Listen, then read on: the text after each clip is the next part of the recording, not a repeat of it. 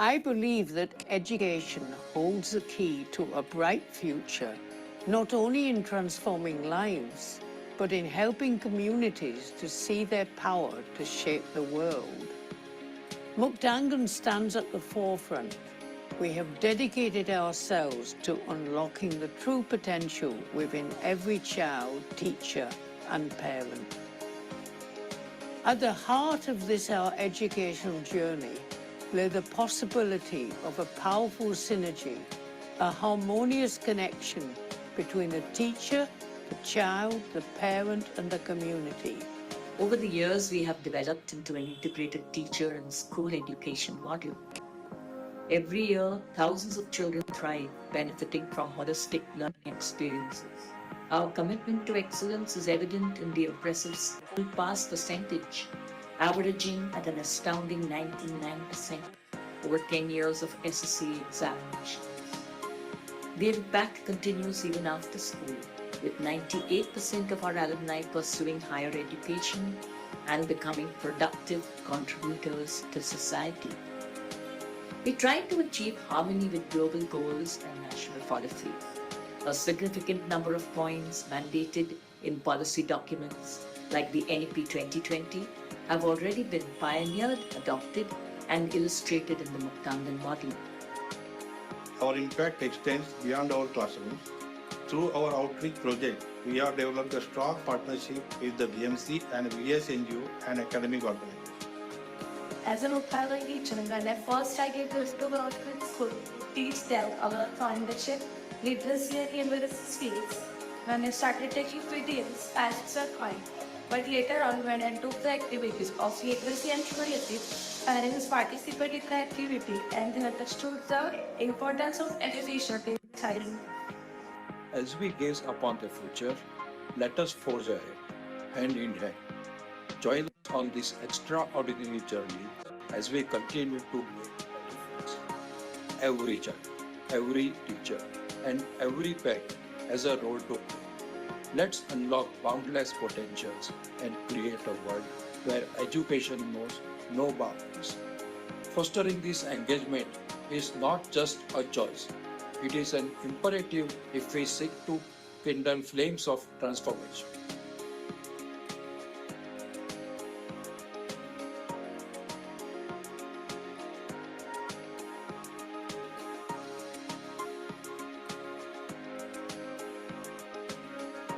We invite you to join hands with us to grow and spread our experiences and learnings with other communities and partner organizations. Your support will enable thousands of other children to realize their fullest potential. Thank you for your support.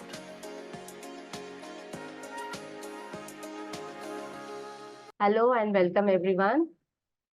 Before we begin, we would like to have some requests to be shared with you all so that we follow it during the webinar. Shruti, can we display?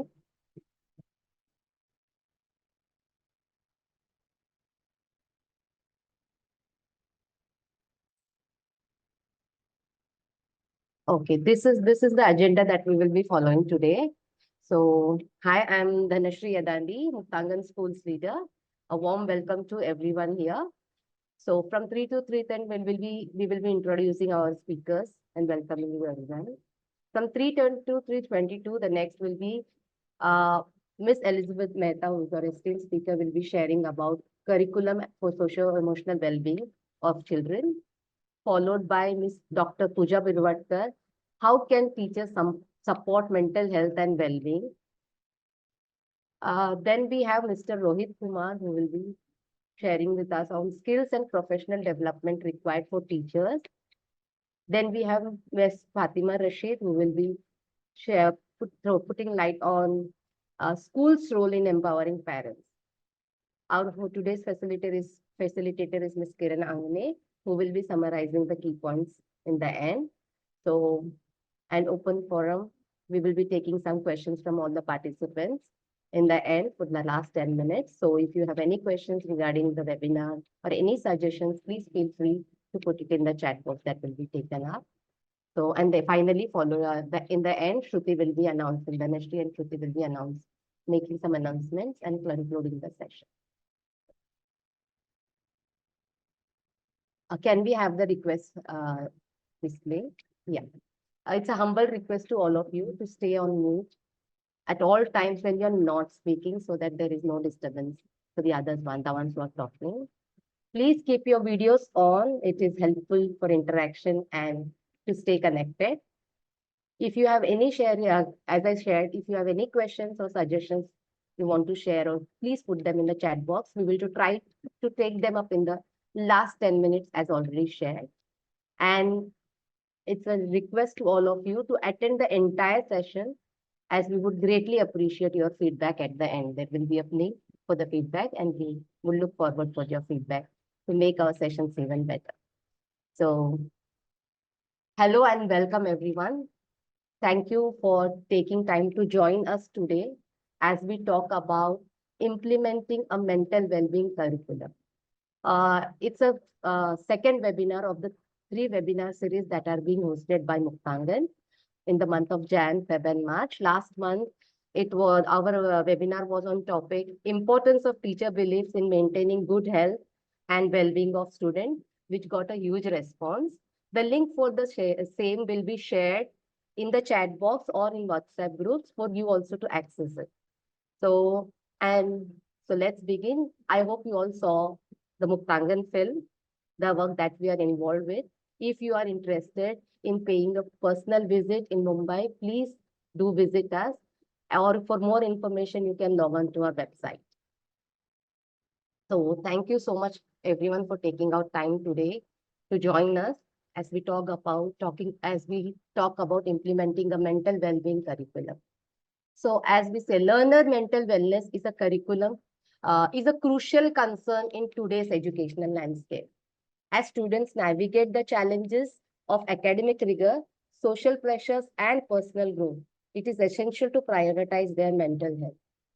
Teachers can help the children co-regulate and navigate through tough moments in the classroom. The National Education Policy, NEP 2020, also states that teachers will also focus on socio-emotional learning, a critical aspect of any student's holistic development. But are teachers equipped with knowledge and skills to support this? Creating socio-emotional processes like counseling services, fostering a supportive and inclusive environment, and promoting skills like emotional regulation and stress management techniques are integral components that need to be implemented for the overall development as well as to nurture the future generations. So without further ado, let's delve into the topic we are here to discuss. Let's begin by introducing to our esteemed speakers we have today with us. So the first speaker is Ms. Elizabeth Mehta. Warm welcome to you, ma'am, for this session. Mrs. Elizabeth Mehta is an accomplished educationist with over 5 decades of experience at all the levels of school education, including extensive work in rural India. During her career, she has been involved in teaching curriculum development and education management. She has also conducted classroom-based pedagogical research and has participated in several international and national conferences. At Muktangan, Liz ma'am oversees the programmatic aspects of the 7 schools and Teacher Education Institute. For her exemplary work in education through the years and for setting up of Muktangan Schools Network, she has been honored with the title of the most excellent member of the most excellent order of the British Empire during the Queen's Birthday Honors of 2015. So, ma'am, we are privileged to have you here. Thank you for coming and joining us. Our next speaker is Dr. Pooja Birwatkar. She has a postdoctorate in science education from Homi Bhabha Center of Science Education. She has done her Masters of Education and MSc Geology from MSU, Baroda, and PhD in Adolescent Psychology from CAS, Baroda, with Junior Research Fellowship from ICSSR, Indian Council of Social Science Research.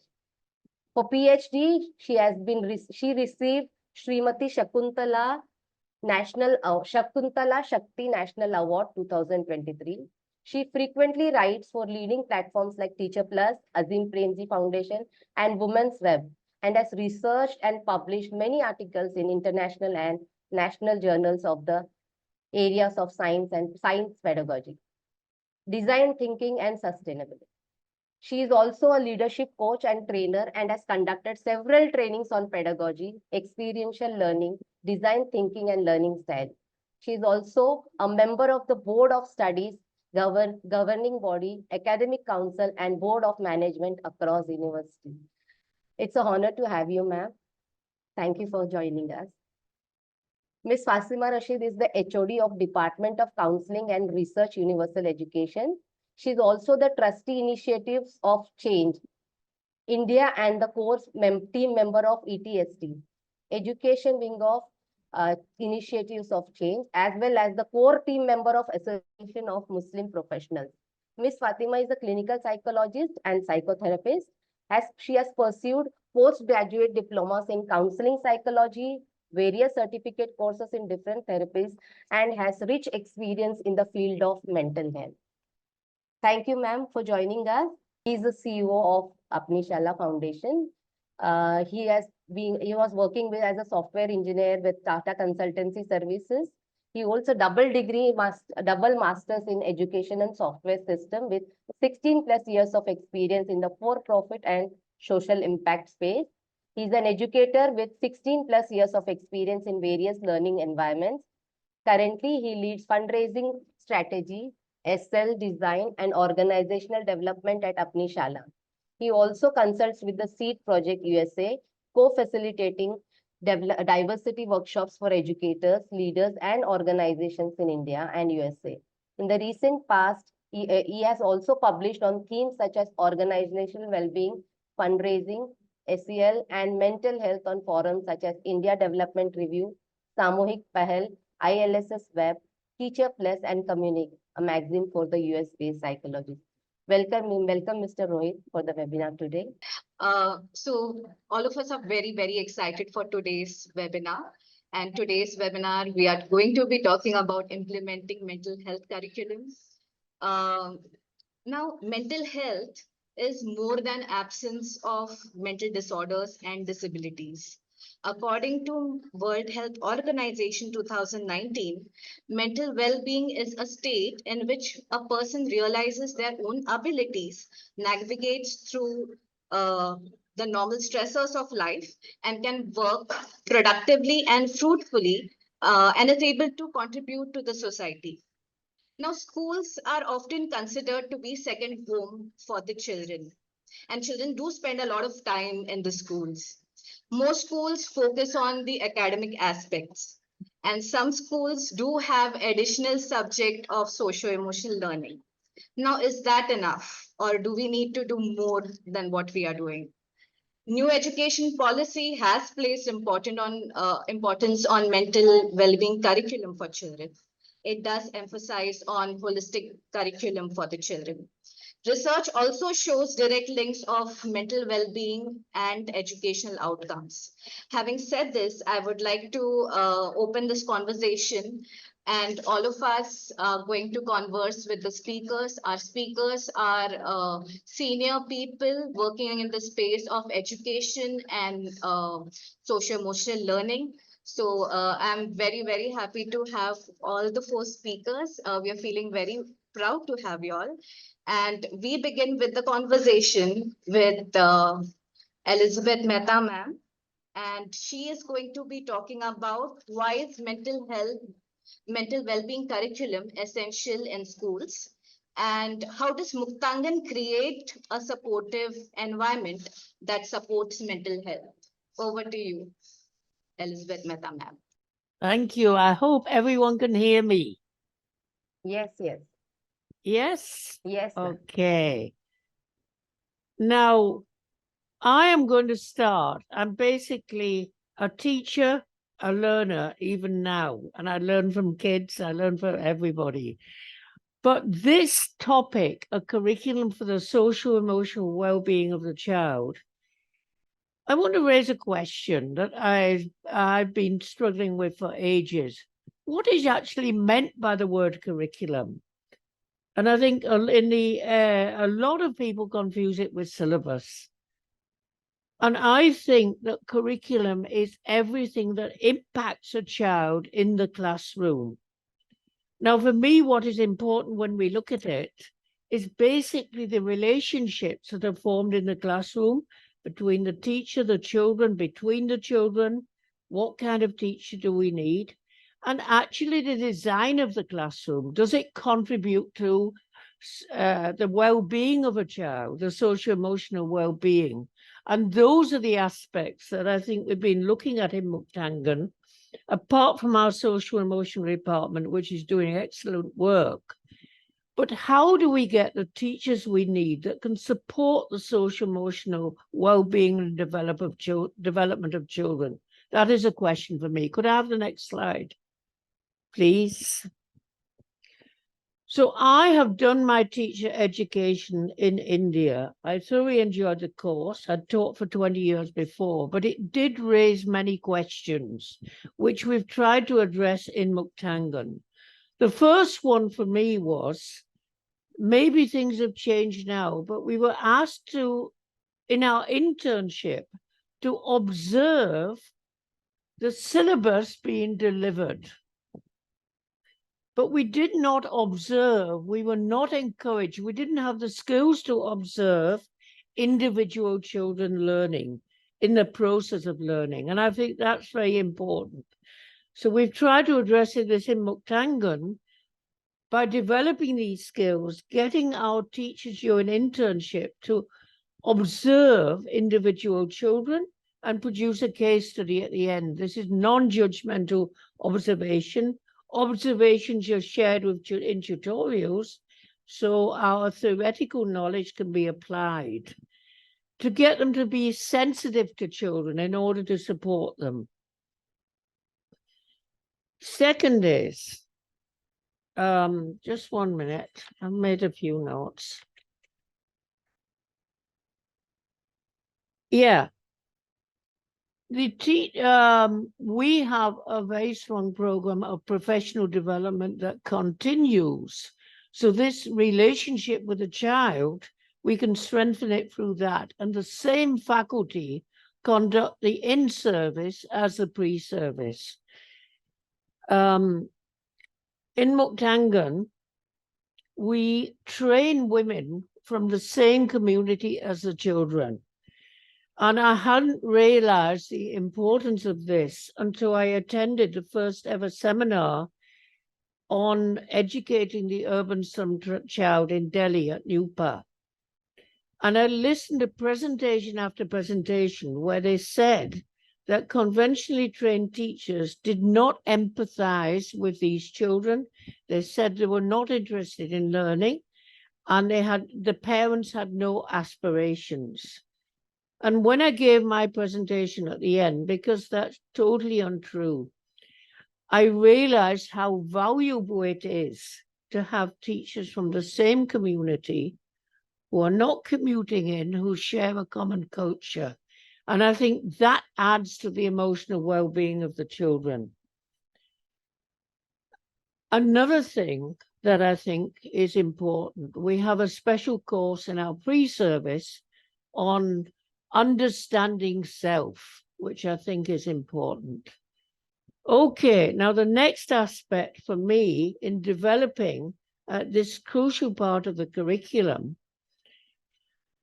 which is a supportive environment, is the actual classroom itself. Now, could I have the next slide, please, Shruti? How can traditional classrooms and their processes be changed so that both students and teachers develop a sense of well-being? Now, I want to show you a slide of a traditional classroom, Shruti. I mean, it's a very clean, tidy classroom, but just look at it. The teacher is remote from the students. She is writing on the board, on a podium, on a dais. Children are sitting in lines with textbooks. There's none of the children's work on the board. The children are not able to move around at all. They're sitting, and if anybody's tried this, from morning to evening, to sit on a hard bench I don't think we can talk about the development of emotional well-being. It needs re-looking at. So I want to share, you've seen the Muktangan classrooms on the film, but I'd like to share a photo of an activity in Muktangan. I'm not saying we're the only ones doing this. I know many schools are. But in the previous classroom, whose voice was being heard? It was the teacher's voice with the children listening. And if you look at a period of 40 minutes and you may have 50, 60 children in a class, how much can the children talk about their own ideas, develop their own ideas, interact with one another, interact with the teacher? The circle is our basic structure, whether we're sitting at tables or I think this is probably a circle time where the children are playing games, thinking about social emotional development. The children, the furniture is stackable, they're constantly moving around. All this leads to social emotional well-being. Looking at the materials that are provided, I think all this is essential. And especially the student-teacher ratio. Now, in NEP, they're saying less than 30:1.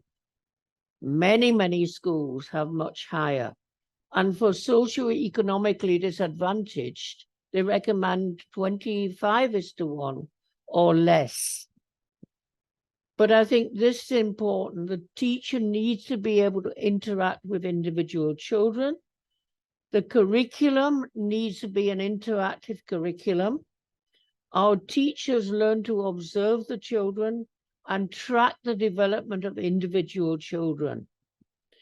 Provide experiences that the children can discuss and develop their own understanding. With this comes engagement. And all the students are participating and everybody in the circle is considered a source of knowledge, not just the teacher. And you will notice the teacher sits at the same level of the students. Education needs to be a democratic process. And it's that democracy that leads to the student engagement. So if we go on to the last one, I've had to be quick. I could talk for 3 hours. What have been the benefit of these approaches in Muktangan?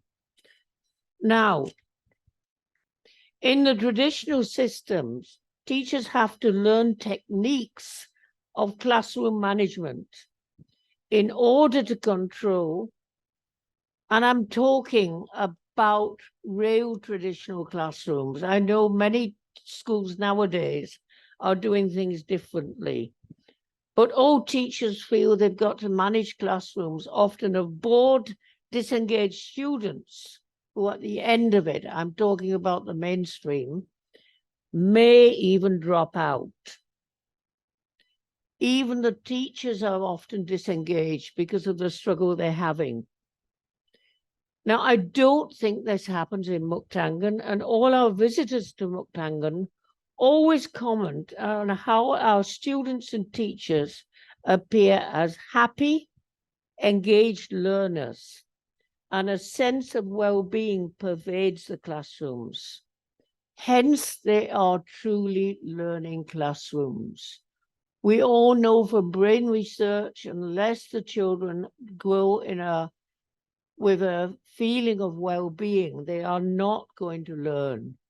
We have left parents out of this, but the basic triangle of the parent, the teacher, and the child, engaging all three together, and we could talk a lot about that. Now, I'm not adding to it because I think discussion is more important. Thank you. Can I pass it over to Kiran again? Sure, Liz. Liz, ma'am, thank you for your insightful inputs and sharing about what we do in Muktangan. I would like to summarize shortly what Liz ma'am said. So she spoke about the quality of relationships between teachers and children to be very important. And when the teacher knows each and every child in her group or in her classroom, she is able to go beyond academics. And then, because with this relationship, the child's performance, the outcomes, the learning goes on the higher level. Also, she talked about the design of the classroom. Now, having stackable furniture, having space in the classroom where children can do various activities, and also the design of classroom where teacher is in a close circle with the children is something which could be which could help in developing positive relationship with the teacher, because there the teacher is not the sole knower of the knowledge, but the knowledge sharing is equal responsibility of all the participants of learning in the classroom. Um, Also collaboration. So when we are in a circle, there's a lot of collaboration. We don't really look at competition. So that also helps in developing good relationships with the teachers and the peers, because there's no competition between the peers. It is collaborative learning. And yes, democratic process of learning where children's voices are very important, as teachers, and children are constructing their knowledge in collaboration with the teachers are facilitators who are helping the children construct their knowledge. So thank you, Les ma'am. This was very insightful. So we move to our next speaker, and our next speaker is Dr. Pooja Birwatkar. She is going to be talking about effective strategies for teachers to support students in their mental well-being. Over to you, Pooja ma'am. Thank you. And can I have the PowerPoint presentation, please? Um, so I think mental health is something that is, I would say, very alarming these days, especially after Corona. We've been hearing so much about mental health, so much so that whether we can ignore it or is no longer the question. We have to address it as educationists. Even whatever may be the reason, we may blame technology, we may be blames our socialization patterns have changed, we may blame the media, whatever. But we just cannot shift the blames without addressing the issues. Now, when we look at what kind of strategies do teachers employ to, look after the mental health of students, let me also bring forth some stark realities, because every time when we talk about education systems, our centers focus on the teachers, and our expectations from the teachers are huge. But at the same time, we also have to understand the stark realities and the situation that the teachers are in. So while the expectations are very justified, the expectations are very real, we also have to consider the other points, other side of the coin. Next slide, please. Yeah, so while this webinar, of course, brings us from a no hope situation to a spark of hope, to bring looking at some kind of a scope that we are going to generate. Next slide. So let us look at some hakikate of our classrooms, where you can see one typical Indian classroom, which is so crowded that what to talk about the mental health of the students. We also have to look into the mental health of the teacher and the physical exhaustion that the teacher faces. Now, how do I looking at all these bright faces sitting in my classroom, but they're like Liz ma'am was talking about, how they are sitting. It is so uncomfortable. What to talk about the mental health? First, let us look at the physical health only, that is also being compromised. Let us look at these certain other situations where we talk about the pressures to perform. Ours is a very marks oriented, still whatever we may say. Of course, the national education policy does bring in a sense of a relief, but we still have many more years to go to see whether, we are going to deviate and move away out of this vicious circle of academics and marks. And when we look at these overcrowded classrooms or the pressures, we do have a lot of episodes like Kota. It is very alarming to see that now it has come as a monthly news that every month we see some suicides happening in Kota, and who's to be blamed? So is it mental health? Is it something else? Is it a very comprehensive picture which is talking about all this? Next slide, please. So this is also certain realities when we talk about mental health. Mental health is very stigmatized. The way we've grown up understanding mental health is somebody who's pagal. That is I would be very honest to say this. From that started, and then we have of course realized that is as important as physical health, and there is no stigma around it. So while we have to address it, we of shortage of mental health professionals and counselors, and of course the teachers have a limited time. You can see the cartoon out there.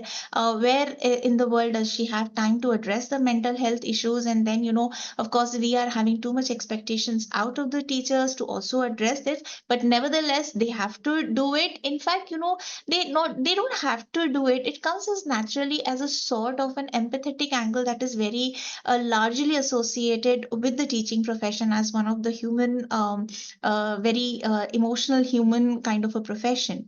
Next slide, please.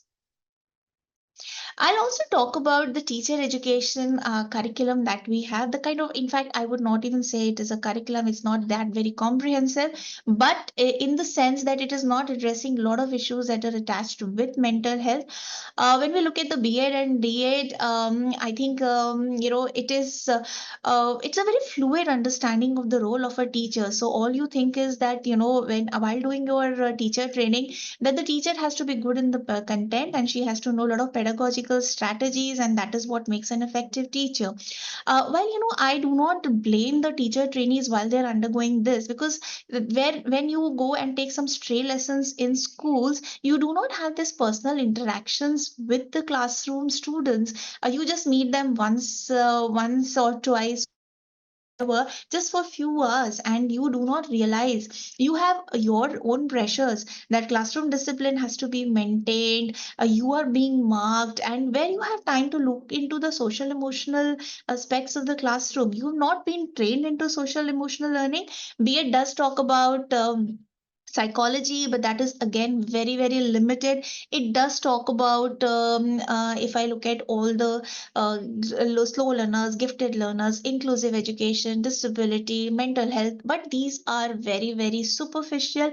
One, you do not understand unless you have an experience, you live in the real classrooms to acknowledge all this. And then again, these teacher trainings are so much heavily devoted on practicum and experience that they do not have any scope for such kind of this thing. In fact, it is like an emotional labor, because you don't have any kind of training for this emotional labor. You do not know how to manage the crisis. All you know is that you are supposed to give a good lesson in terms of achieving the learning outcomes, where mental health doesn't happen to be any of the learning outcomes. And again, there's no collaboration with mental health, the professionals. I'll be very very honest to say that we do call in some expert, but these are again very very limited kind of an exposure. And then when you send these teachers out as teachers the next year, if for the first few years, they do this dangerous labeling of the students. When they are not able to take the pressures of the classroom, when they are not able to handle, they say okay, this is to be referred to the counselor. There is too much of stereotype and media portrayals. How do we identify somebody who's having a mental health issue? So we have these very typically marked characteristics. And when somebody exhibits this even in moments of euphoria, you think there is some kind of overgeneralization of symptoms, I would say. And then of course, a lot of people do realize, but there is a dilemma. What do I do? Am I equipped to do that? I would say that, with a limited teacher training, please do not attempt to address the mental health, because it requires really, really sustained efforts to recognize and take the needed steps. If you're not equipped, so please admit, but do not do not go the dangerous way of taking things in your hand when you are not trained to do so. I just, again, wouldn't blame the B.Ed and the D.Ed, because the B.Ed and the D.Ed are very hurried solid 2 years running around the course. There are a lot of expectations in terms of the curricular standards, and then we do not have exclusively earmarked considerations about the social emotional learning. Next slide, please. Now, nevertheless, since we're talking about effective strategies, I'll talk about very, very simple strategies that a teacher can employ in a very typical traditional Indian classroom. The next slide.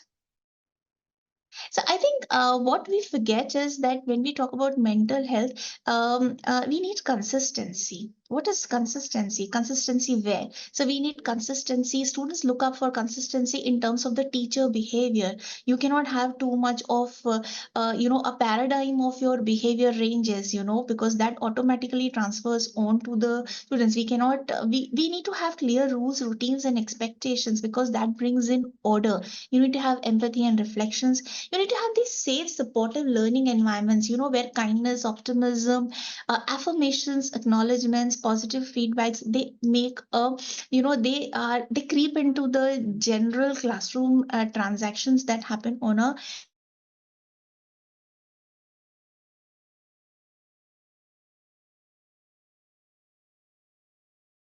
consistency that is what is. Ma'am, we lost you for a while. Dr. Pooja, your screen is frozen. Hello? There is some network issue, I think, Yes. Pooja ma'am. So we missed few sentences that you said.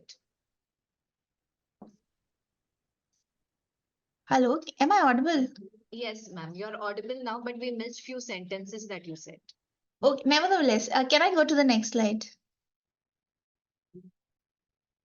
So again, when we talk about some other strategies, I think exercise, it's very important because it releases endorphins, it elevates the mood.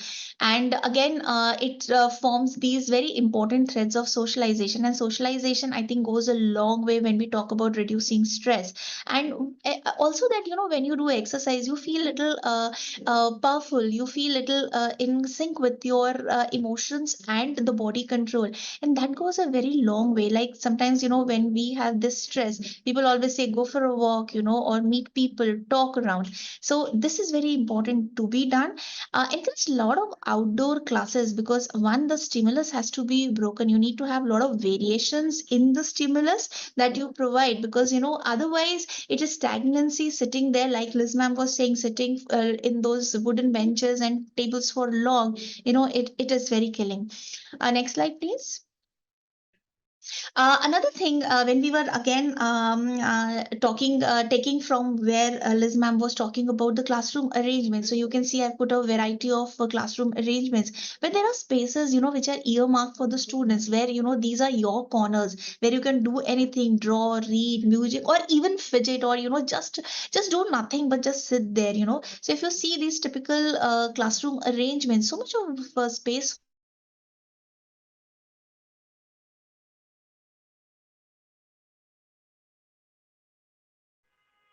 classroom for me to make some kind of judgment.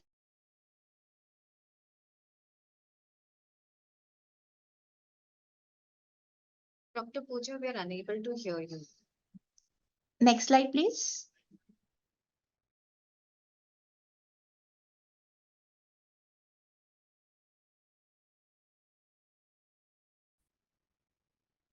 Can I have the next slide? Yeah. So this is talking about mindfulness. We all recognize what is the importance of mindfulness. So let us have these mindfulness exercises in the classroom, where, students realize that it's okay to not feel okay today, and also to recognize when they're not feeling well, and to even communicate that I today am not feeling well, and it is completely okay to talk about my emotions. This morning, I think we all read about a very disturbing news in the paper, where there was a case of some 8 students from the pre-primary being molested on a school trip. They were second standard students, but they were taught about the good and the bad touch, and they could recognize and report to the parents. I think that was very important. That is also how I relate it to mental health, that students themselves realize that something is missing today, and it's completely okay that I go and talk to others about it, or in fact it's good that I recognize it myself. Next slide. Again, having these happiness months every month, having a day which is solely, for happiness. I think we can just take a day of not engaging into any kind of a curriculum syllabus completion, but just talking about feelings. Everybody talking about their feelings, calling in the teachers, the peers, teachers having these lesson plans which are specifically devoted towards that, having these additional counseling services. It is a day when we open up, when we talk, nobody talks that day. Let us say nothing happens that day, but we do recognize that it is something important that is there today. So, that feeling generates, and I take it over from there. Next slide. So this is the last one where I would want to talk about when we talk about the voices in the classroom. I think very important that students take the ownership of their own classroom routines. They decide how they are going to learn. They decide how they are going to communicate. They get an opportunity to demonstrate their preferred learning style. They find out what is working, what is not. So this is not directly. This is not indirectly or directly related to mental health. I would say this is the thing that we need, because we need to understand that when I have a lot of control in my classroom situations, I will also exercise that control in my own lives and also outside the classrooms. And I think when we learn how to express our voices and our choices, that makes me a very well balanced individual. And all these simple things can happen in the classroom. And but of course they're very incremental.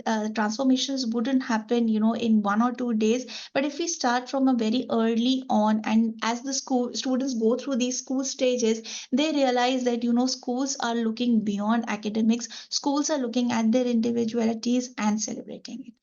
So I think in the end, I would just like to end with the last slide and a quote. So it says, whenever we look at behaviors, we also have to look at the feelings. And beneath every feeling, there is a need. And when these needs are met, rather than focusing on the behaviors, we begin to deal with the cause and not the symptom. And I think this is where we need to start reflecting on where are we looking at? Are we looking at the symptoms, or are we looking at the root causes? Thank you. Thank you so much, Dr. Pooja Birwatkar, for your talk. And we are actually thinking about the current scenario where we have overcrowded classrooms. What do we do about mental health of the teachers? It's not only about children. If the teacher is well mentally, will she be able to handle children? And also you brought into our notice about the performance pressure that is there on the children, on the teachers to complete the syllabus, also lack of school counselors, lack of space where children can talk about mental health, and also stigma surrounding mental health. Also, if a child is referred to a counselor, so what do other people say? What do my parents say? What do my teachers think? So that's a question. Also, the flight of teacher trainees who are doing pre-service courses, and the gaps in the syllabus. How do we make the curriculum of B.Ed more robust to help them have good relationships with the children and not just focus on lesson planning, just do the maths lesson or just do, but then how do we have a space where we can talk about building quality relationships with the children? Um, Also, I really am thinking about the point you talked about having, so B.Ed or D.Ed colleges having collaborations with mental health professionals so as to learn from them. Very, very insightful. And the strategies you talked about were consistency in rules, empathy, teachers being able to empathize with the children, and that empathy also gets transferred to the children. If the teacher is empathetic, the children also behave in an empathetic way. Uh, Giving positive feedback, being kind, being respectful to the children, uh, having physical activities, exercises, which will release, which will help them release hormones, and therefore happiness hormones. You talked about endorphins, um, giving them stimulation so as to get put on their thinking caps, mindfulness, to be a part of school routine, maybe being aware of healthy, unhealthy touch, being aware of self. Very, very important. You talked about a day where they just come and have fun in the school. That's also very nice. And lastly, about taking ownership for learning. Very, very insightful, Dr. Pooja Birwatkar. Thank you. Thank you for answering the question. We now move on to the third speaker, uh, Mr. Rohit Kumar, and he will be talking about the skills that we need to equip teachers for to manage their own mental health needs. So skills that will help teachers to manage their own mental health needs. Over to you, Mr. Rohit. Thank you, Kiran, and it was really lovely to listen to Liz and Pooja just speak about and just layer it up the conversation. I'm also feeling a little bit, Ari, I haven't prepared enough. I don't have a presentation with me. Hopefully, I will talk through some of the conversations that you all kind of really beautifully centered for us. I also want to take a pause here because we have heard a lot. And for audience, if you can just like take a moment of pause. बहुत कुछ सुना है पिछले almost around 40 minutes conversation में. And if you can in the chat box share how are you feeling right now? एक शब्द में, एक phrase में, एक sentence में, if you can write down in the chat box, how are you feeling right now? Just take a moment of pause.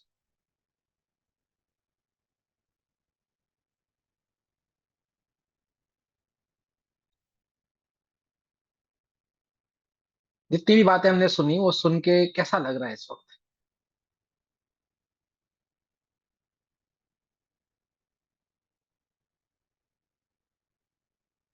Happy, great, happy. Take a moment to notice what's happening in your body, what's happening in your mind.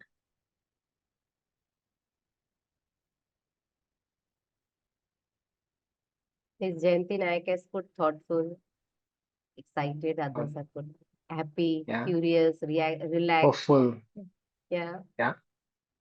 Yeah, thank you. Thank you for sharing. Thank you for taking this pause because when we speak about mental health, I think it is important to also notice that the world around us is moving at a pace that is not really contributive to a healthy mental health space for anyone for that matter. When we speak about teachers, the kind of work that they have to do in their day-to-day being is a very different type of work and expectation. So first thing first, I think it is important for us to recognize that social emotional learning, mental health are not same things. They are supportive and contributing aspects, but social emotional development and learning is one aspect of larger mental health landscape, and that understanding is very, very critical of when we speak about teachers and what skills they need, one to manage their own mental health, but also to be able to support young people's development. I think there are a couple of things to be thinking about. One is, uh, should the teacher be working on students' mental health alone, right? Or is that a collective responsibility of the school? And that is very, very important to really articulate.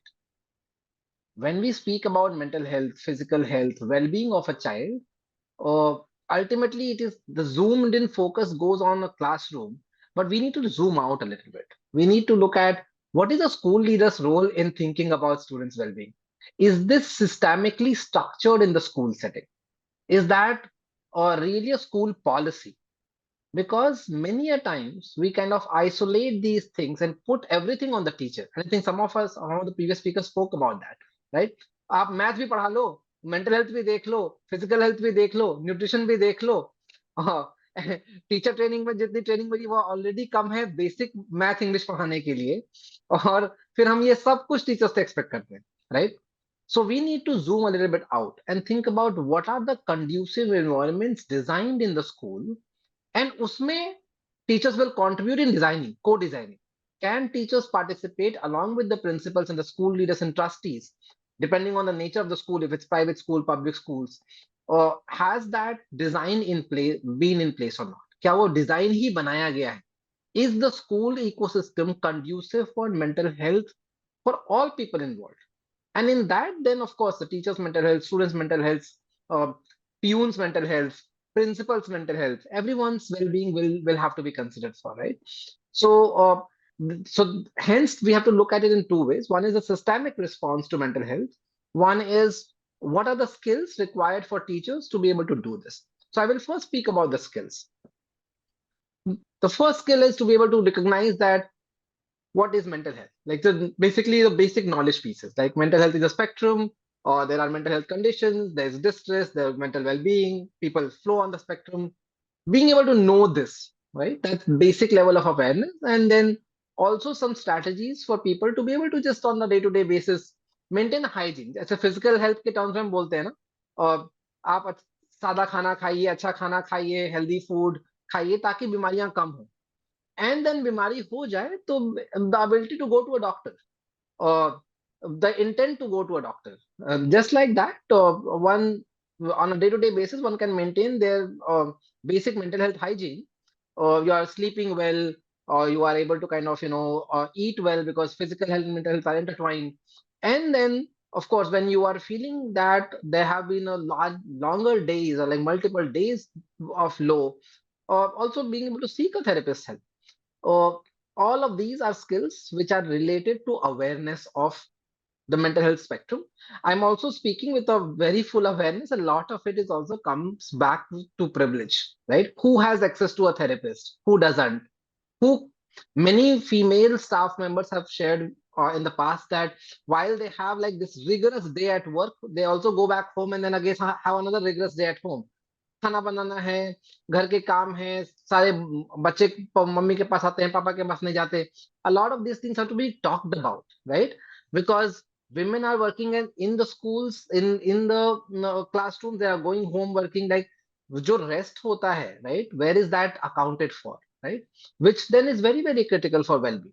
So whenever I'm speaking about skills, I'm always very aware that the social structures have to be also kind of reset, right? Now, the skills are similar skills जो हम बच्चों को सिखाएंगे, वही हमको पहले सीखनी पड़ेगी.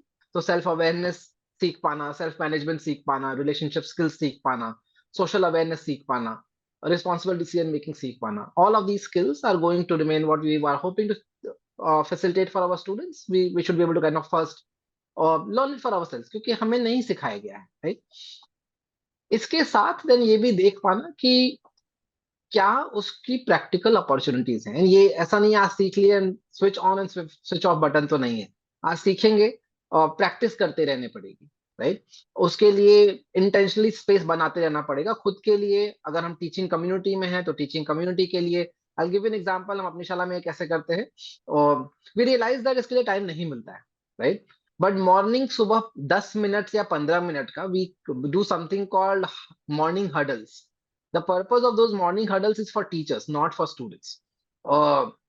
What we do is, ये 10 minute में, there are 2 teachers who will manage all the students who are coming. They will take them to assembly वगैरह वगैरह होगा, but बाकी सारे teachers and staff will come to one classroom, जहाँ पे सब लोग सिर्फ 5 मिनट की mindfulness practice, gratitude practice, ऐसी कोई चीज every day करते हैं.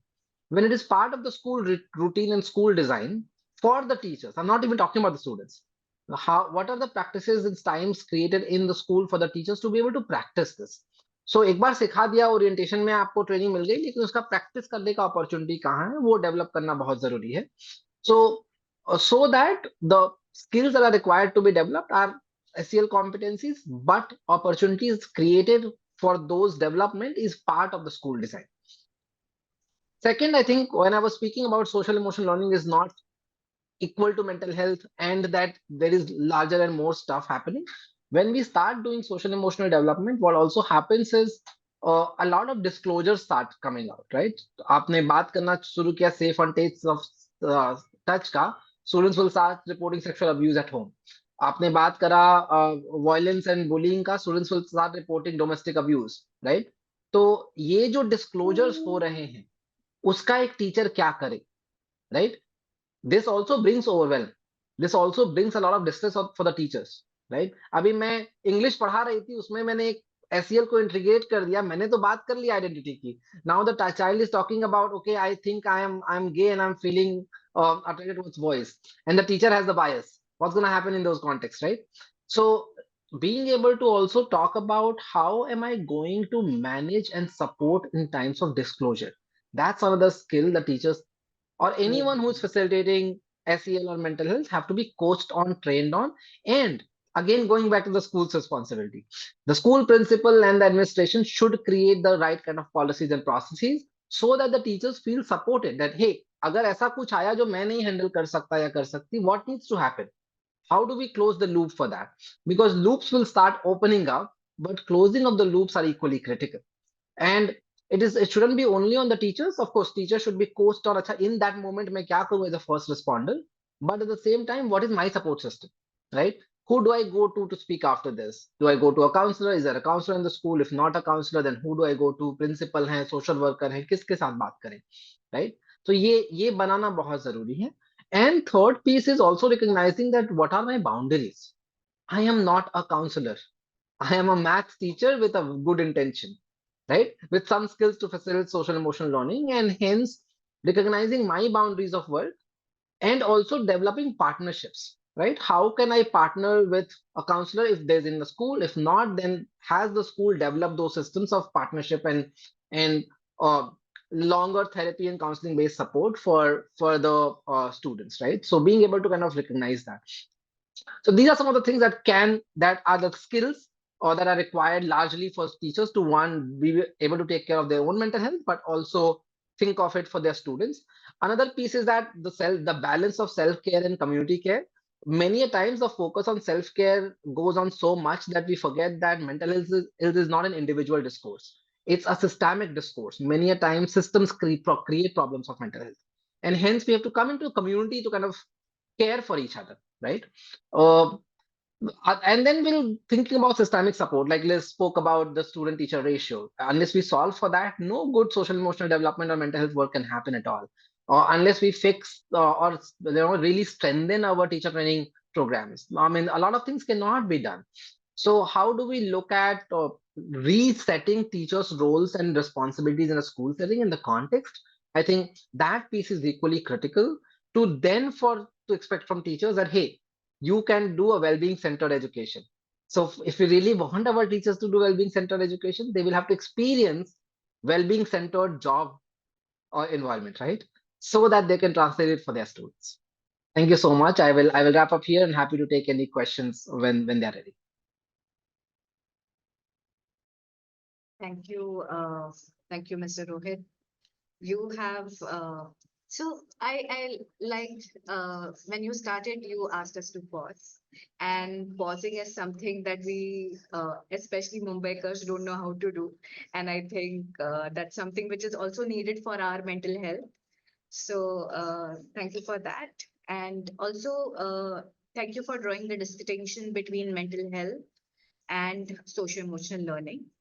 So you have brought in some questions which I would like to reiterate.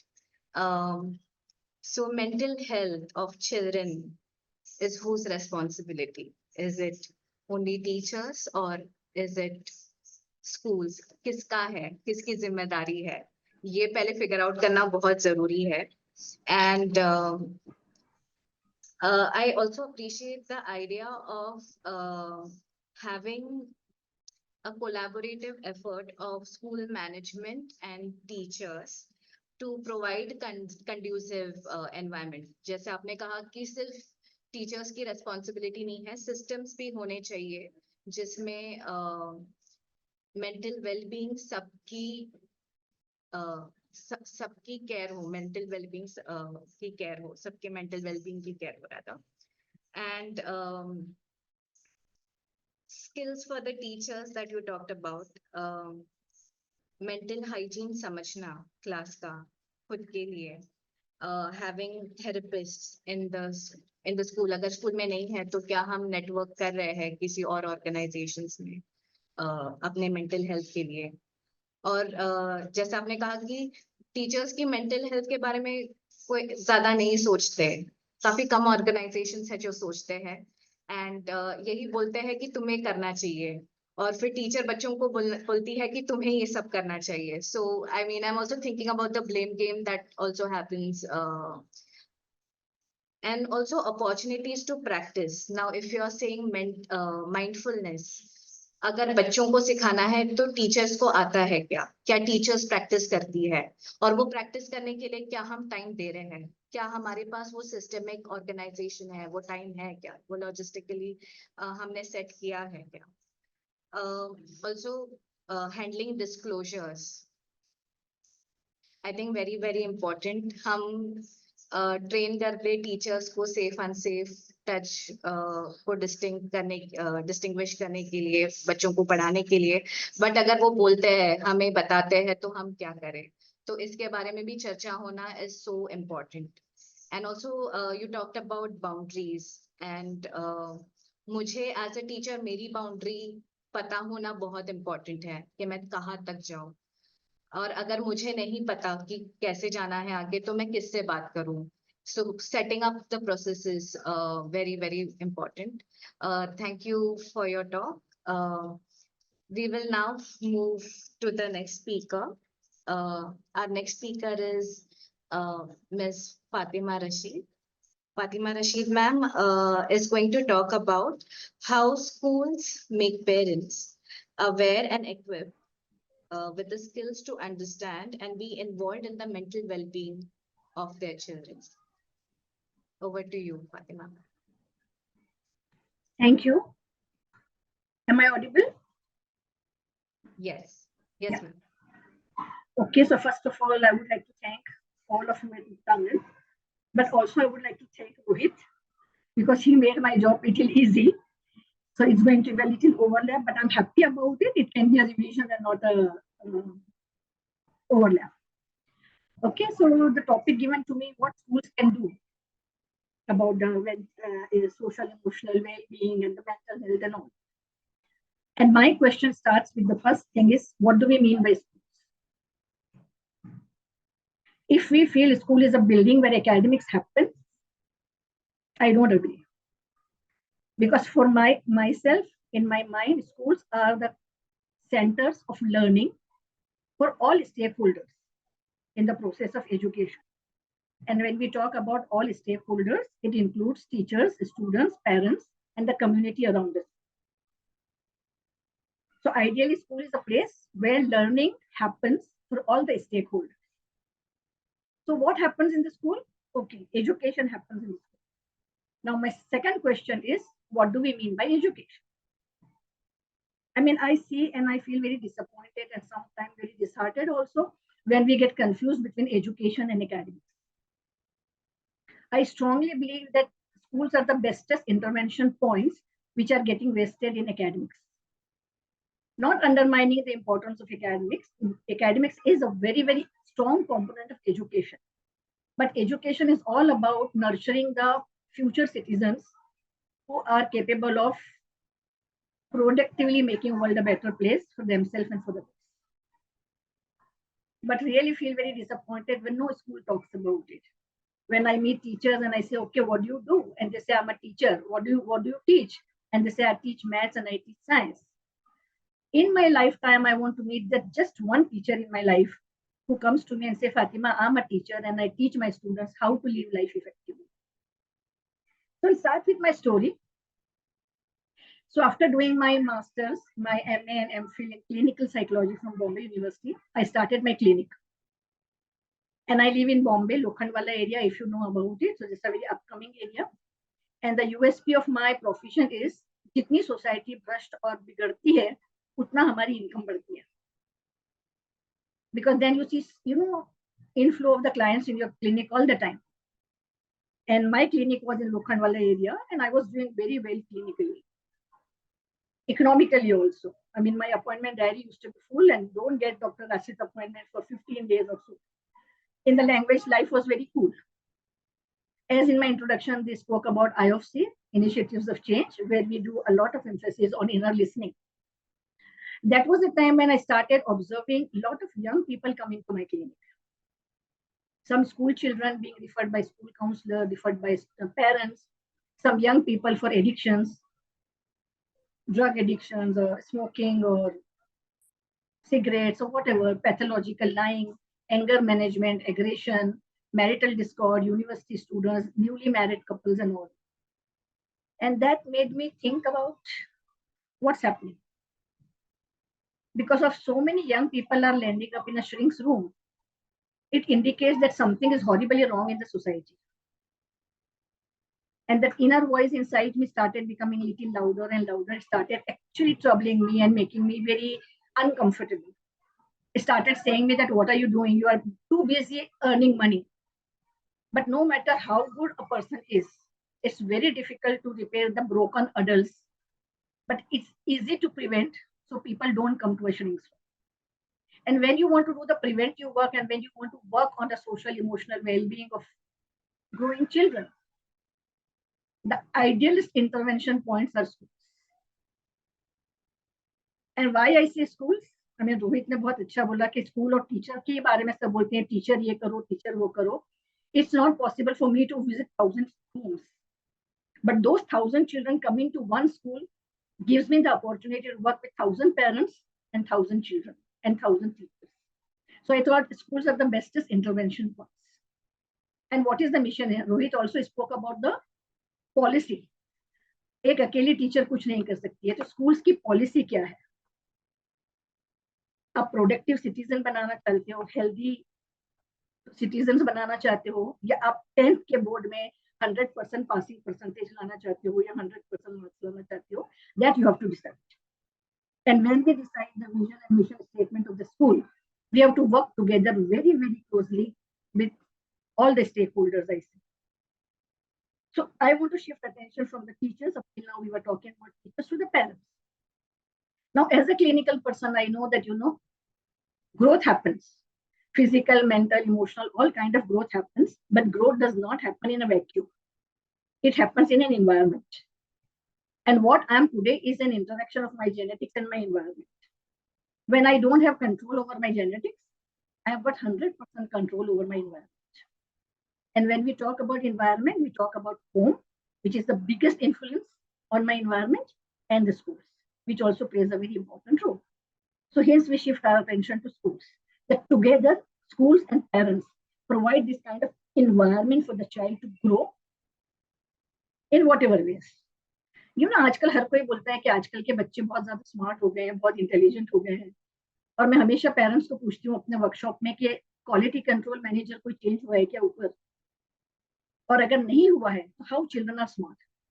Children are smarter and more intelligent they look like because they are being nurtured and grown in a different environment. So environment plays a very important role. आज जो society की हालत है जैसा है उसका reflection हम बच्चों के अंदर देख रहे हैं. So that's why it's very important for us to work in the environment of the child, school plus home environment. And here we are talking about the home environment. My experience working with the school environment tells me सबसे mistrusting relationship is between home and school. कभी भी कोई बच्चे का कोई issue आता है या कंसर्न आता है तो school will blame the parents कि इनके घर का माहौल खराब है, या पेरेंट्स विल से वो बच्चा बस में सीखता है या स्कूल का एनवायरनमेंट खराब. And I really want to tell you that that's very detrimental for any school or any child or any parent also. Because school is an intervention point when both of these influences in the child's life, school and parents should have a very, very trusting and open relationship with each other. So when we start trusting each other, when we involve them as one of the important stakeholders in the process of education, emotional well-being, mental well-being, physical, whatever you want to talk about it, we have to pay a lot of attention to our parents' education as well. And I'm using the word parents' education because I really feel parents don't know any better. We have to teach them how to unlearn the old skills, and we have to teach them how to deal with the new generation who is coming up in a very, very different environment and different society and has different, societal changes. I mean, starting from the joint host families to the nuclear families to no parent at home with a child alone, resulting in so much of depression, no emotional bonding between parent and child. We see a lot of violence amongst the parents itself. So we have to make our parents aware of that without blaming, without calling names. how do we win that trust with the parents? And how do we open communication, trusting communication with the parents, that आपका goal और हमारा goal दोनों का ये है कि how to nurture the children under our care, and that's why we have to join hands. तो सबसे पहली बात जो स्कूल कर सकता है वो ये कर सकता है कि आपको अपना एक ट्रस्टिंग और ओपन कम्युनिकेशन चैनल बनाना है. पेरेंट्स आपके साथ ट्रस्ट करें, आप पेरेंट्स की बात सुनो और वो आपकी बात सुनो. That's very important. We have to work as partners. We have to psycho-educate parents. We have to also teach them how to talk. We have to also teach them how to listen. मैं सबसे बड़ा challenge सारी parents community को ये देती हूँ कि आप जो भी बच्चे के साथ बात कर रहे हैं, what ever your communication is with the child, please keep a log. Please keep a log and please monitor how much is the instruction and how much is listening. आपके और आपके बच्चे के बीच में जो बात होती है वो you do this, you back pack करो, ये नहीं करो, वो नहीं करो. So many do's and don'ts, do's and don'ts. Where is listening happening?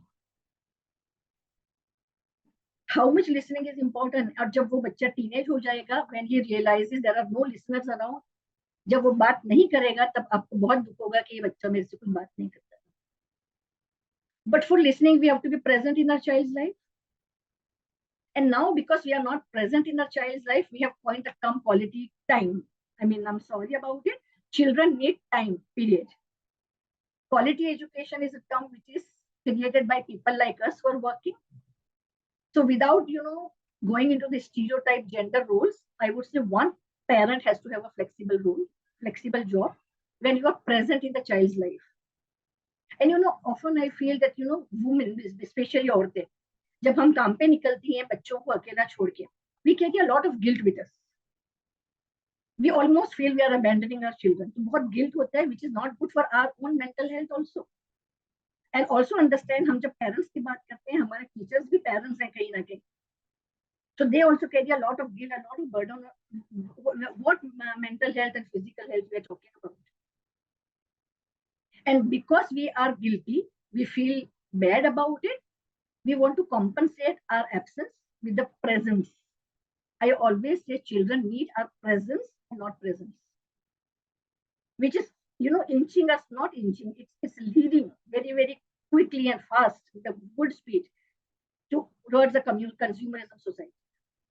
People have started valuing things. We have to also teach our parents how to help our children on the virtual world. A lot of bullying happens. We put our pictures with the filters and we don't like 500 likes. लड़की को depression हो जाता है. In my clinic, children walk in and say, "Ma'am, मेरे को clinical depression हो गया and I think I'm suffering with post-traumatic stress disorder or I'm suffering with OCD." They come with a diagnosis. Why?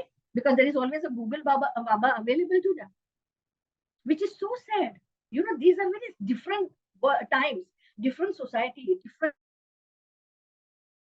जिसमें हमारे बच्चे बड़े हो गए, उसमें बहुत important role है कि parents और school साथ में मिलके काम. So a lot of education is to be given to parents about psycho-educate them about the various developmental needs. Teenage में बच्चा defiant होता है, impulsive होता है, that is his neurological and developmental need. So please don't make it as a war zone at home. एक particular age में बच्चा curious होता है about the sexuality. That is a passing phase. It will go away. Please don't make a, big kind of thing from that. So psycho-education, these parents are very, very important. Role modeling is very important. Are parents role model for the children? What we want our children to be, are we doing that? Because when parents approach me and they tell me that, "Ma'am, our children don't listen to us," I said, "That's okay. That's a lesser evil. You should be bothered about that your children are watching you all the time." So the importance of being role model. Cases of displaced younger. Parents are stressed in their lives because of the job, because of the travel, because of whatever you say. Exhausted mentally and physically. And I don't have to explain what I mean by displaced anger. कि कहीं से थक के आते हैं और वो बच्चों पर निकलते हैं. तो घर में एक war zone बनता है. So we have to teach them about abuse, physical and emotional abuse. I mean, Pooja ने अभी बताया, and I also read that in the morning. It's there very much. It's a real thing. Lurking around in our environment, बच्चों को कुछ भी हो सकता है. What are we doing? How much open door communication we have with our children? How many parents can have the sex education talk with the children? We should understand at the teenage, it's very, very important for child to be curious about sexuality. Rohit talks about handling disclosures. It's not only applicable to teachers how to handle, it is also equally more important for the parents to handle disclosures. कि हम वो disclosures को कैसे handle कर रहे हैं. और ये सब जो नई जमाने के जो problems हैं, parents don't know how to deal with them. They don't know. They are not doing anything deliberately. So it's the school's responsibility also to teach them and take them as one of the very, very important stakeholders and psycho-educate them. Extend the counseling facilities to the parents when they get overwhelmed with the process of parenting, or when they get overwhelmed with displaced angers and the jobs and marital problems or something.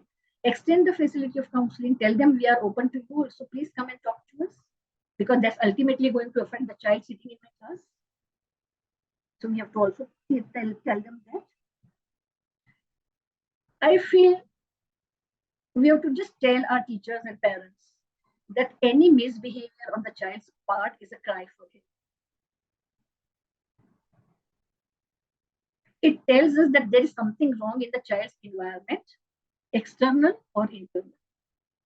And if we are able to focus on that and do something about it, then we can say that yes, we are taking care of social, emotional well-being or the mental health of the child. I think I've got a strong poster in my office. I can't zoom it here, which says, all children need love. All children need love, especially those who don't deserve it. So parents को ये समझाना भी बहुत जरूरी है कि don't accept your child conditionally. Don't be judgmental about it. And whenever I speak to parents about being non-judgmental and accept without conditions, and they say, okay, suppose if Kiran is doing something wrong, also I should say, Kiran, I love you. I have to tell Kiran that I love you 24/7. But when you do X, Y, Z, I get very disappointed. It's very important for us to teach parents, child is very different from the behavior. Child is worthy of our love and affection 24/7. But we can always make corrections and they can always have consequences based on the behavior. That's what I mean by psycho-educating the parents.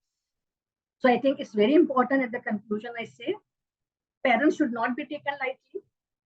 We have to have trusting relationship, honest relationship with the parents, failing which schools will fail miserably in providing emotional and social well-being of the child. So I end here. Thank you so much. Thank you, Fatima ma'am, for sharing your experiences. And I think there's a lot of learning that we have got from your experiences with the children, with the teachers, in your school setup, in your private practice. And very, very important thing that you brought out is the parents and teachers, parents and schools need to be on the same page. And the blaming that happens sometimes. कभी teacher बोलती है कि घर से क्या सीख कर आया, माँ बाप ने ये सिखाया क्या, और कभी पेरेंट्स बोलते हैं कि तुम्हारे टीचर ने ये तुम्हें क्या सिखाया है, ये सिखाया है क्या. So a lot of blame game that happens between parents, school. I guess that is something which should not happen, and schools should understand parents, parents should understand school, and both need to be working collaboratively for the child's well-being. So that's very, very important point you talked about. Quality time. So children are spending a lot of time in school. Are parents giving quality time? And also, what do I understand? What is my understanding as a parent about quality time? So do I understand quality time? तो उसके लिए psycho education होना कितना जरूरी है? So if schools are able to empower parents by doing psycho education, I guess it's going to really help the parents to have positive relationships with the children, and the relationship between parents and school will also be really healthy and positive. So And also a very interesting thing you talked about how children are coming up with diagnosis themselves. Yes, that even we see Google Baba सच में बहुत कुछ पढ़ा रहा है. And yeah, so thank you so much. Thank you so much, Fatima ma'am. It was very, very insightful. Thank you for sharing your experiences and making it real for us here. Thank you. So now we would like to have questions from the audience. All our four speakers have spoken and they would like to have questions from you all.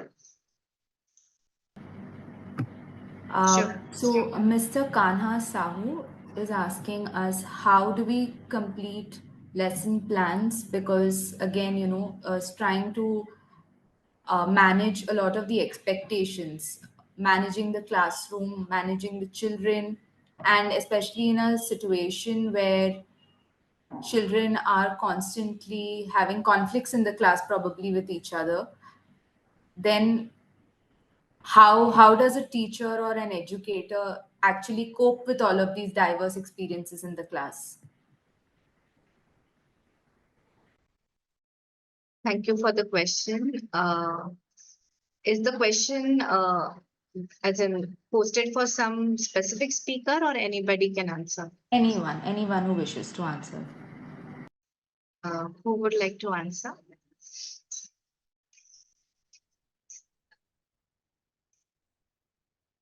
Liz ma'am wants to answer. Yes, Liz ma'am. Unmute. I think it's a very, very important question. And I think it's something, Rohit referred to the fact that the school design of this, the entire design, teachers need time to reflect and interact with one another. And I think a lot of timetabling and overload on teachers does not give them this time.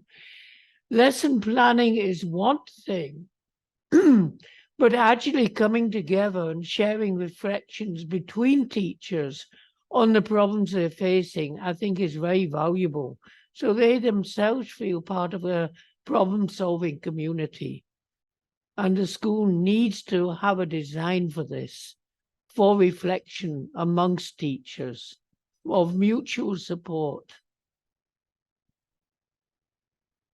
Okay. Thank you, Liz ma'am. There is another question May I answer? from Ms. Darshana Soni. Fatima Yes, ma'am ma'am, wants you to were saying add on. something. Yeah, so I agree with what Mrs. Mehta said, but I will just share some practices which we do in our schools and colleges. One is we groom peer counselors. So we can just identify 3-4 students from each class and give them the basic listening skills and some kind of conflict resolution techniques, and give them the badge of peer counselor. They feel very good about it, and they can also try to help the children, academic and behavior. We have put the boxes on each floor. Okay, and if children need any kind of help from us, without name also and with name also, they are free to drop this in the box, which is opened daily by the counseling department and the principal together, and they try to sort it out. Also, we do beginning of the academic year, the class teacher first week is the time for teacher to know the child at the first hand. So a lot of introduction happens, a lot of informal interaction happens between the child and teacher, and that is the point of time when children are encouraged to make the class rules, and they make the classrooms with the consequences, and they hang it a beautiful chart in the classroom which is made by the students themselves. So it's not imposed on them. So when these rules are made by the students themselves, they really want to abide by them. So these are the little few things. I'm not saying that's really very good, but we should try somewhere, because we are dealing with the number of children in the class. It's not only 15 children in the classes. We don't have that kind of luxury. We are an overpopulated country, so we have to understand the number also.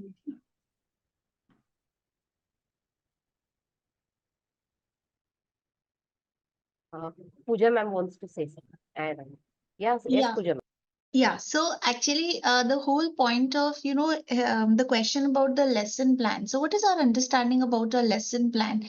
So, the generalized understanding is lesson plan is a time-bound a plan of action that needs to be initiated. There are some content-based learning outcomes that the teacher has designed, and a 30-40 minute session is what we are targeting and we are intending to complete. Now, if the class is disturbed that day, there are deviant behaviors, the teacher is in a fix, whether to go ahead with the lesson plan because there are constraints of time and there are syllabus problems, completions are there, targets are there, or, should she address the issue that is surfacing in the class? Now, ideally, the teacher should address the issue because, if the class is disturbed or the class is not paying attention, leave alone all the other things that you aspire to achieve through the lesson, even your learning outcomes will not be achieved. Now, again, I would say there is a very fluid understanding of a lesson plan, of the completion of the lesson plan. That is, that is something that is in within the brackets. That's something that you're looking forward to. And I think the whole issue again, we go back to what is the philosophy of the school and what is it that the school is looking at? Is the school looking at syllabus completion? Is the school giving autonomy to the teacher to just to stop that time, address the issue, and not be bound by time constraints and completions, because these are all fruitless completions. So they're just paper work, that you have completed so many sessions. So they're actually not targeting anything. So then what kind of, I again would say we have very restricted autonomy when it comes to the teachers, so we are not the decision makers even in our own classrooms. And that is why this whole issue of whether we should go ahead with the lesson or should we look at beyond the lesson, and I think even the classroom management and what is happening in the class is also a part of the lesson, because if the students are not ready, if the students are occupied elsewhere, you know um, whom am I addressing, whom am I teaching, so that's the big question. Thank you, ma'am. Yes. Mr. Rohan Kamble would like to understand what is the NEP 2020 saying about mental health. Who would like to answer that?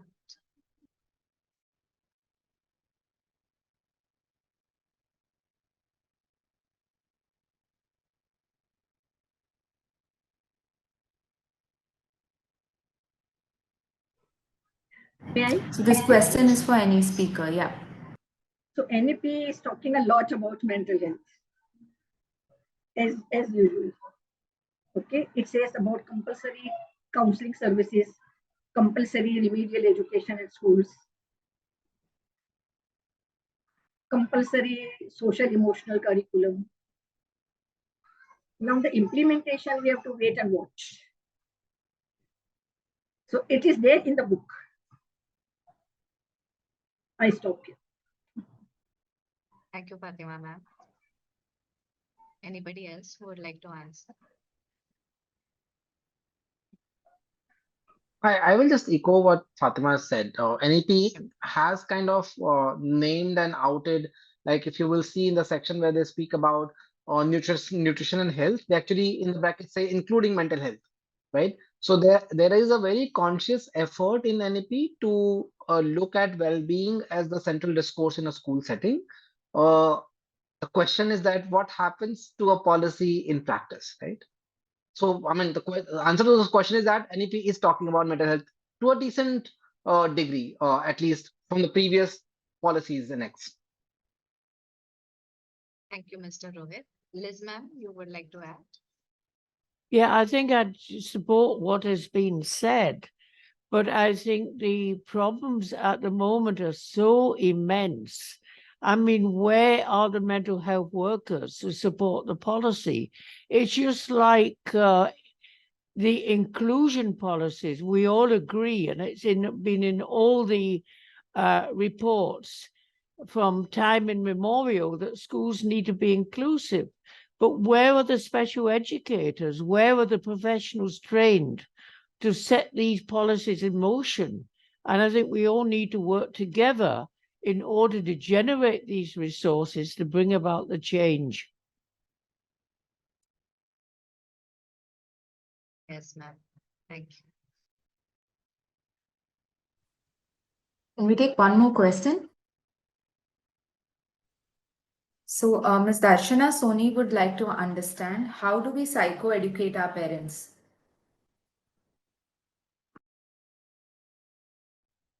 Okay, so since I was the one who spoke about psychoeducation, one, conduct the regular interaction and workshop with the parents on different age appropriate kind of concerns for each.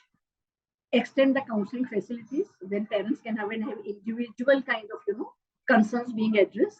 So these are the two things one can actually start. Periodical workshop with the parents as a group, bigger group, and extending the counseling facilities for individual parents also to come and talk. I'm actually toying with the idea, and I'm halfway through.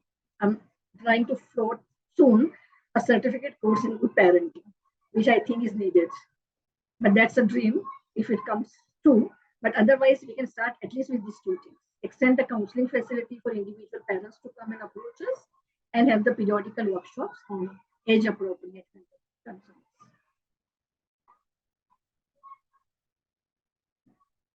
Thank you, Fatima, ma'am.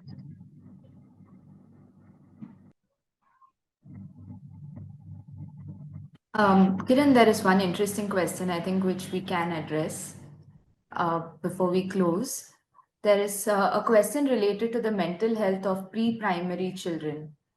So it says that since pre-primary children don't really know what is happening around them and they're probably not able to articulate what is happening around them, how do we understand their mental health needs?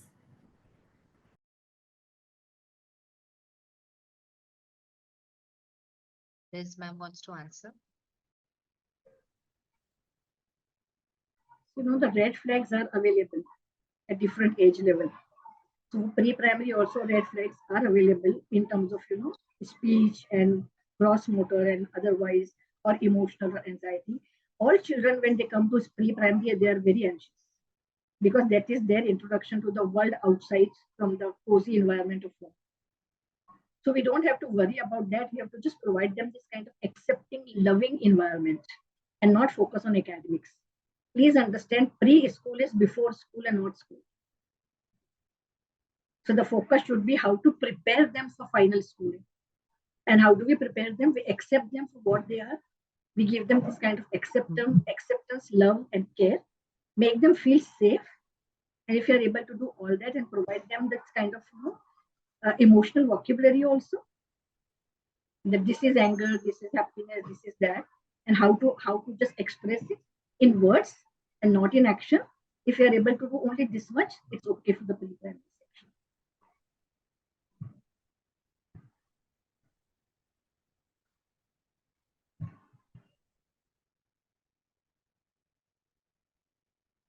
Thank you, Fatima, ma'am.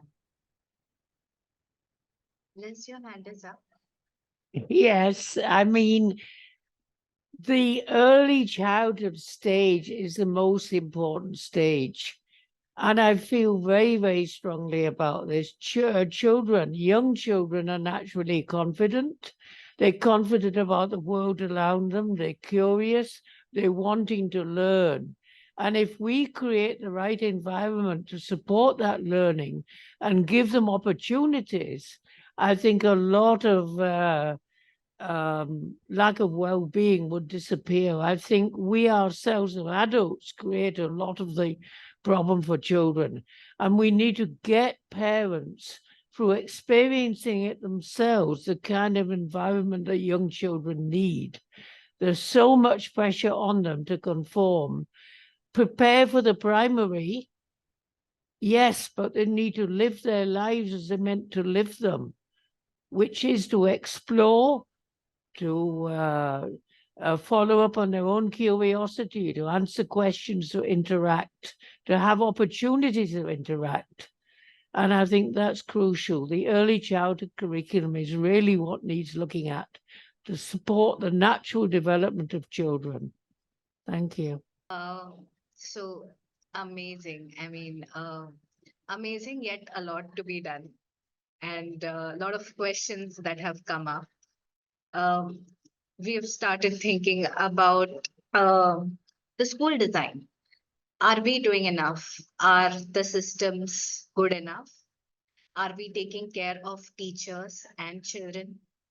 Are the spaces safe for teachers, for parents, for children, for the stakeholders? Are we inclusive? Are we respectful? Um, how about load on teachers? How about pressures on pre-service teachers, teacher trainees who are training to become teachers? Are we listening enough? Are we taking pauses? Are we reflecting? So I guess this talk has got a lot of questions for us to think about. Yeah, thank you.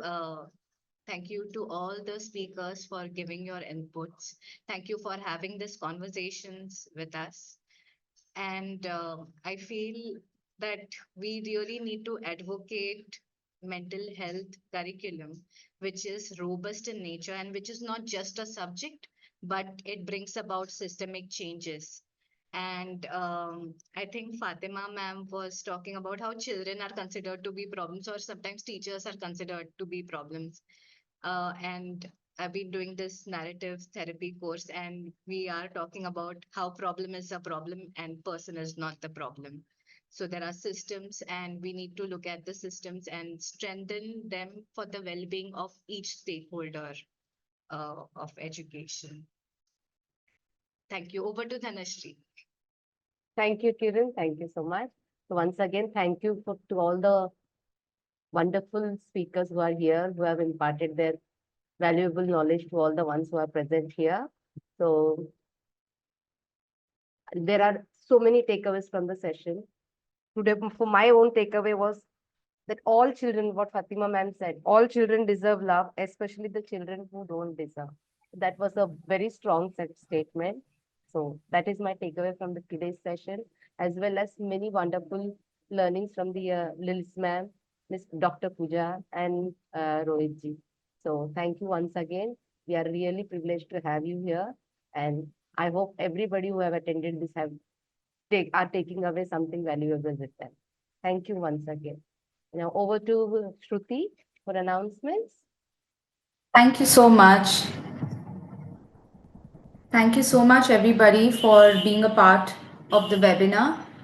We're really happy to have so many of you join in our Zoom platform as well as in the YouTube live chat. And we are so happy to have this conversation today on mental wellness. And we got to learn so much about the different aspects of implementing a mental well-being curriculum. So, just a couple of announcements. We've shared the link of the feedback form in our Zoom and our YouTube live chat. So, please do fill up the form so that it will help us plan better for the future webinars. In case you've missed seeing this webinar, the recording will also be uploaded on our YouTube channel, and we shall be sharing the recording link with all our participants who've registered, along with some key takeaways. So the conversation would be fresh in your minds, and we can continue having many more such dialogues on mental wellness. We also had a webinar on the importance of teachers' beliefs in maintaining good health and well-being of students, which happened in the month of January. So the recording is available on our YouTube channel, the link of which has also been shared in the chat box. We have an upcoming webinar in the month of March, which is on the importance of a holistic curriculum. So please do register for that one as well. And we really hope to have you join in our third webinar. And we look forward to hosting many more such webinars to keep learning and growing together. We would love to stay connected with all of you, and these are some of the ways in which we could engage with each other. If you have any queries about the work that we do or would like to share something about your organizations, then please do write to us at contact@muktangan.edu.org. You can also go to our website to know more about our work. And we do have platforms through which you can contribute towards quality education, either through donations or volunteering or even internships. We really love to have people with diverse skills and experience be a part of our community. We are very active on social media. So do follow us at NGO Muktangan on the various social media platforms that you could see on your screen. And do subscribe to our YouTube channel as well, because we keep posting a lot of content across our platforms. And thank you once again, everybody. Do stay tuned for information regarding our upcoming webinar. We would love to have you participate and join in. Thank you once again to all our speakers for providing us with such valuable insights on mental wellness. And thank you to Ms. Kiran and Ms. Dhanushri for facilitating the webinar in such a wonderful manner. Thank you once again, everyone.